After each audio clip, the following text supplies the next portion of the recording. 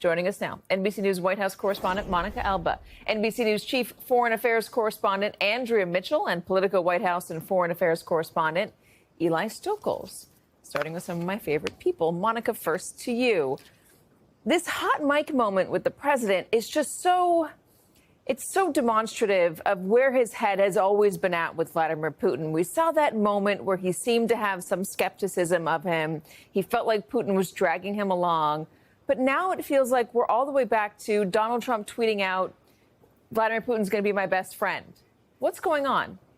Yeah, from disappointment and BS and other expletives that President Trump was using to describe President Putin to then believing that he was serious. And yes, those hot mic moments are always so instructive, Katie, in any kind of setting with world leaders. But I thought it was really notable that the president seemed to try to walk it back a bit this morning when he was on Fox News saying, well, maybe President Putin actually won't want to make a deal. We will just have to see, seeming to acknowledge all of the attention that his comments got on that. But I think the White House now also, Katie, is really hedging on whether there will be a trilateral or not. Caroline Leavitt was just at the podium saying he would go to it, President Trump, if necessary, but saying that if Presidents Putin and Zelensky somehow are going to be able to iron out the really outstanding and specific details that have not been addressed, then maybe they won't need President Trump at all. So leaving a little bit of room there again to perhaps acknowledge that this could all collapse at any point, and there's still a lot to be worked out, even if the European leaders and the White House did feel they made some progress yesterday. Here's a little bit more of what President Trump had to say in that interview this morning about what could come next. We had a very good call, and I told him that we're going to set up a meeting with President Zelensky, and you and he will meet. And then after that meeting, if everything works out, okay, I'll meet and we'll wrap it up. But you know, it takes in this case two to tango.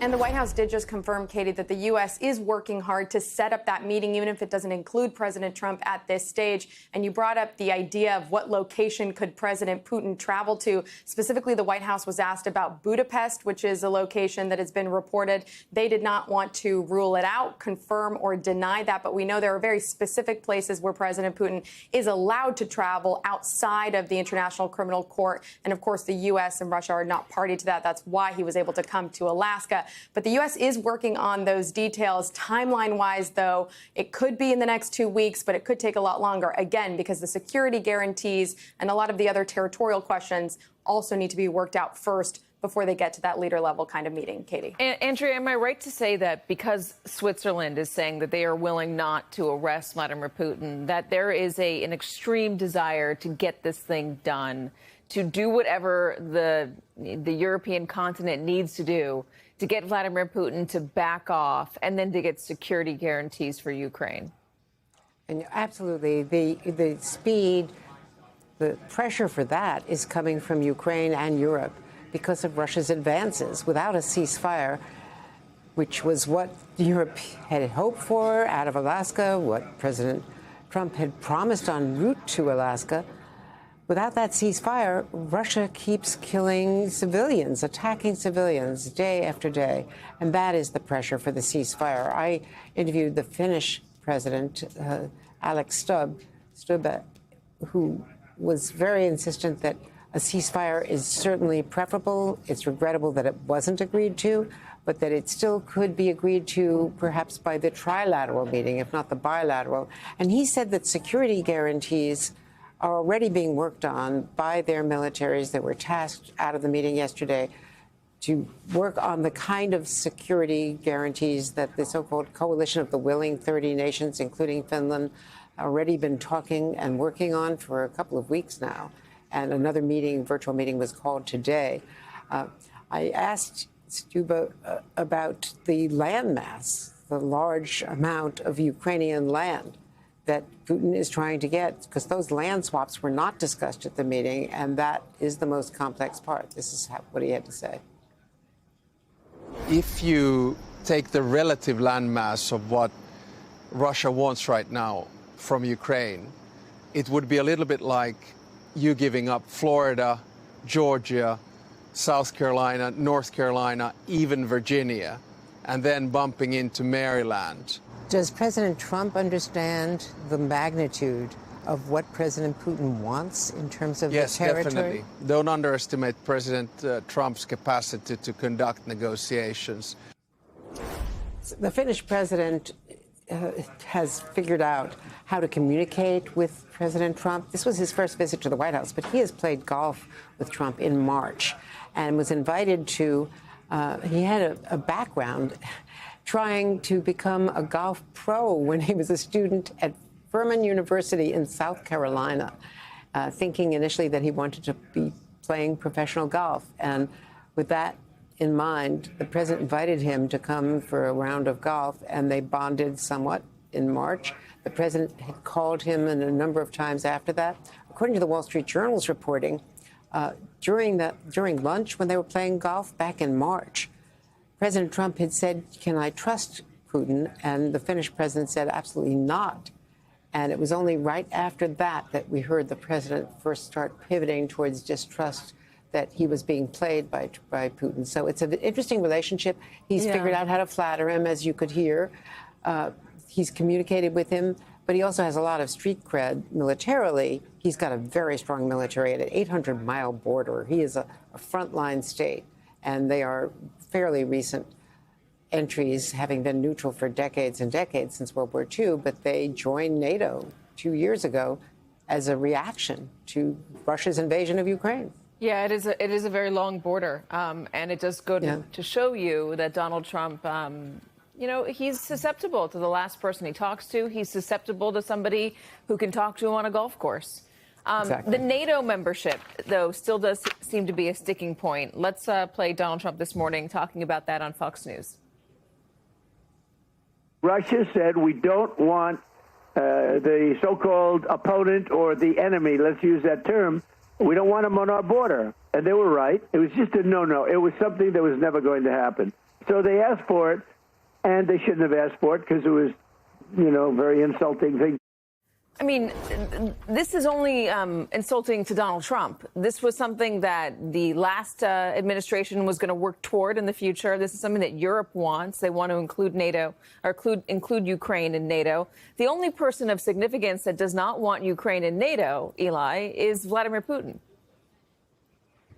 And you have President Trump essentially taking that off the table for Ukraine as part of the sort of first opening bid of a peace agreement, simply because he knows Putin will not go along with that. Putin was still in Alaska talking about the root causes of the conflict, wanting those addressed. For Vladimir Putin, the root cause is Ukraine's existence and sort of westward lean and his perceived threat to Russian security that Ukraine poses. So Donald Trump, what I'm told from people who have been around the president, heard him talk about this, simply looks at this situation and believes that he has a lot more leverage with Ukraine and with the Europeans than he does with Vladimir Putin. And so we have seen time and time again a willingness when Putin says something, takes something off the table, Trump acquiesces to that position. And he is really trying to get this resolved one way or another. And he thinks what it is going to take is getting Ukraine to accept the fact that the war is not moving in its favor and that they need to kind of come to the table and make a deal now before they have to accept a worse deal later. That is sort of the belief underneath some of the pro-Ukraine rhetoric that we've heard from the president at times and that we heard a little bit yesterday.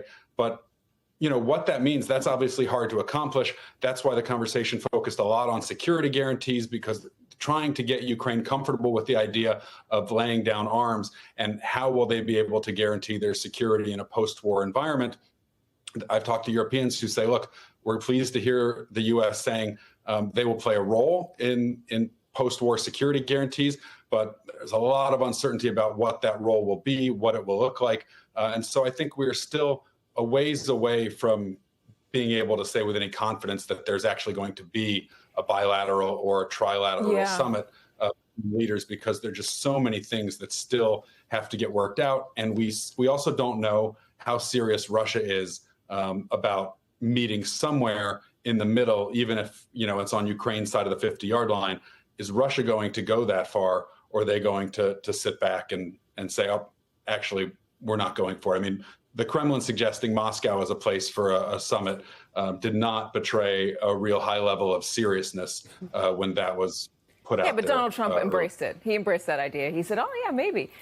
Andrea, the White House, Donald Trump has some people who are skeptical of Russia within his inner circle, Marco Rubio being the most notable name there. Is there anyone in the White House that Donald Trump is listening to on Russia? And do they have a different view that they are actually trying to convey to Donald Trump that Vladimir Putin maybe is not the most trustworthy actor here?